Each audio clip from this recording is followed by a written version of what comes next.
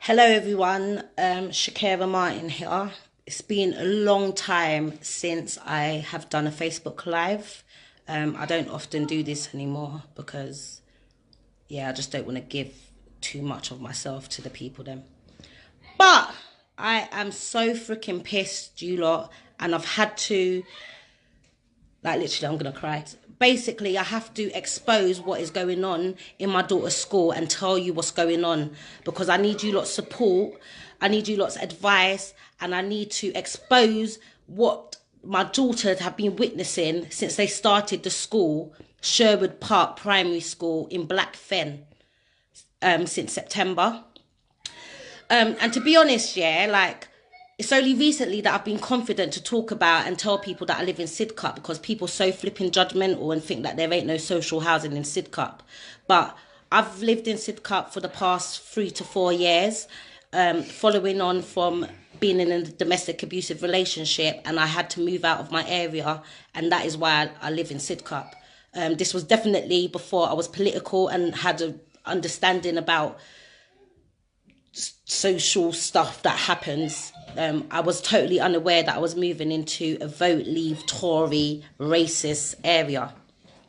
However, my children up until September attended Turnham Primary School down in Brockley. And the reasons why they attended that school and not one in my area, the reason why they went to Turnham is obviously I had my job within NUS and it's demanding, always travelling, and I needed help and support to bring my kids to school, and my family's all down in South, in the ends.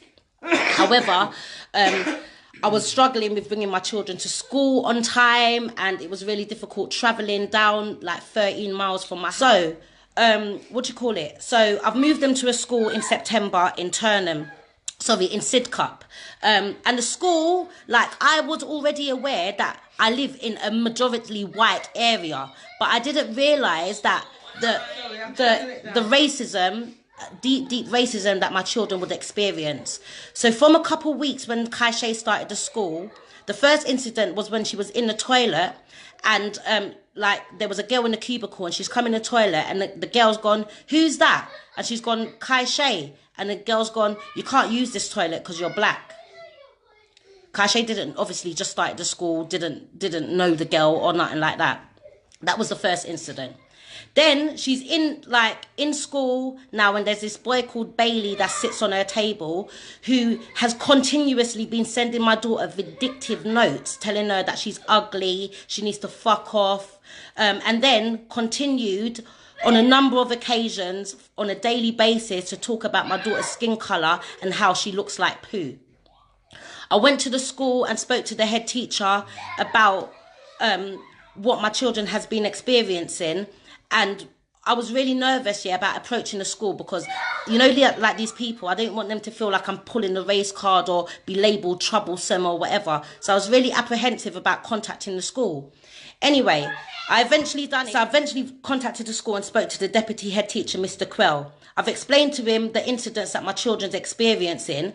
And guess what the man turned around and said? The typical thing that you expect them to say.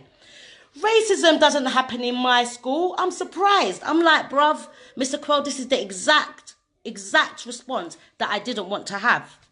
Anyway, I went in and spoke to the teacher. They spoke about, the teacher was when the deputy head, Miss Cromwell and Mr. Quell was when they started the school, there was no majority, there wasn't no black children in the school, and over the time since they've been there's been an increased number of black children that start in the infants class, and they understand about diversity. Miss Cromwell understands about the diversity because she was a head teacher in Lewisham, a school in Lewisham, and Mr. Quell understands about diversity because he taught in East London. You know them typical racist comments that racist people say, "Oh, I'm not racist, I got a black cousin," or "I've got a mixed race cousin." I was just oh.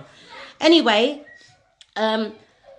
since then, I've said to the school that I want them to be able to review their policies around tackling racism. They have no policies about tackling racism, and we left the meeting agreeing that they would deal with the little boy and the issue in hand, and they would have a contact book for write her daily, how she was during the day. Moving forward, before Christmas, the little boy was still continuously racist, and the school isn't telling me what's going on. It's my daughter that's coming home and telling me what's going on. But obviously, because of my job, you lot, you know, like at certain times I don't see my kids for all a week. So my daughter's holding this in for a week before she like discloses while we're watching TV that she's still experiencing racism.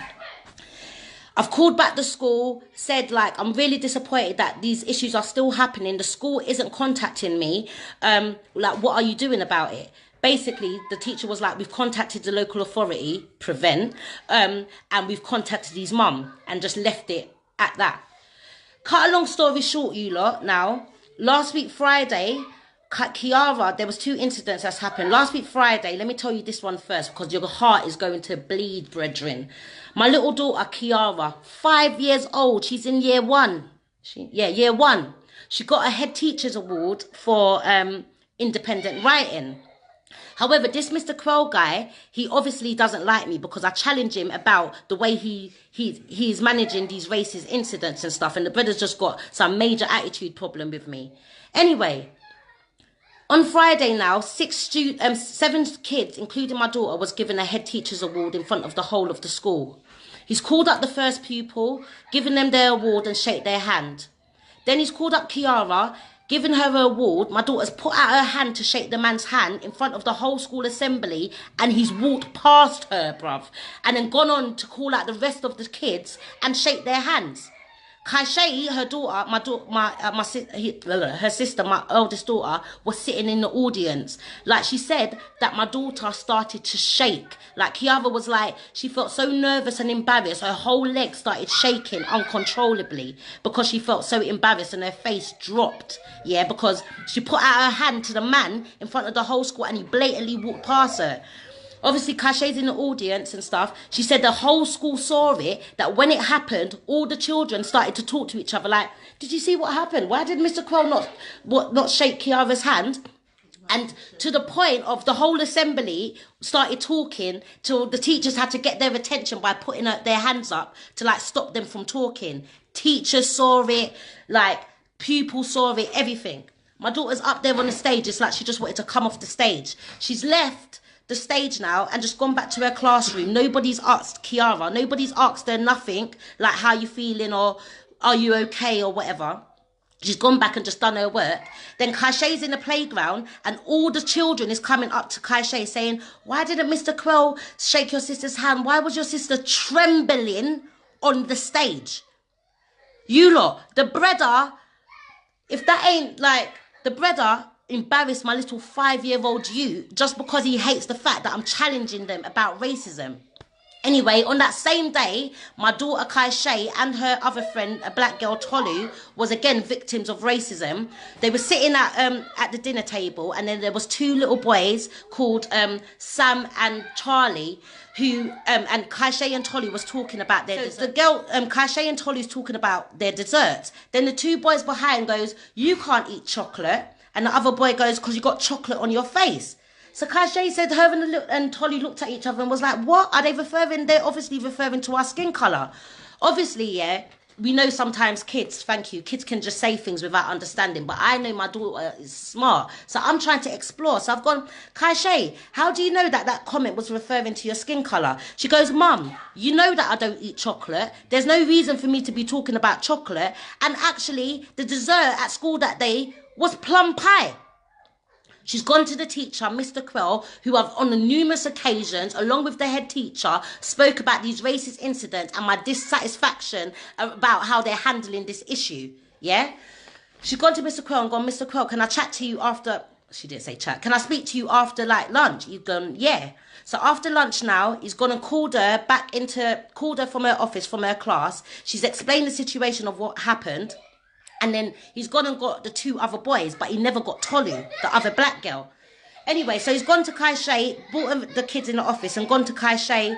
Oh, do you know what racism is? She's gone, yeah, it's when you like, people are horrible to people because of their skin colour and their religion. He's gone, okay, yeah.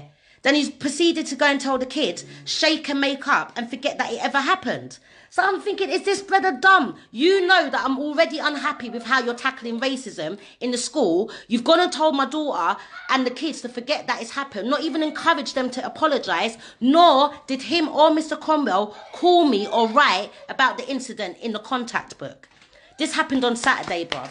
When my daughters told me, I'm telling you, eye water come to my eye. I have not been able to sleep since. This morning now, I've got meetings, you lot, yeah? Important meetings that I'm meant to be at from 10:30. I was like, listen, my daughters have told me that they feel unsafe going to this school. Like, if the least thing that I can do is, I might not be taking my daughters to school every single day, but my duty is to protect them. For my kids say they're unhappy and feel unsafe about going to the school, I ain't bringing you to that school.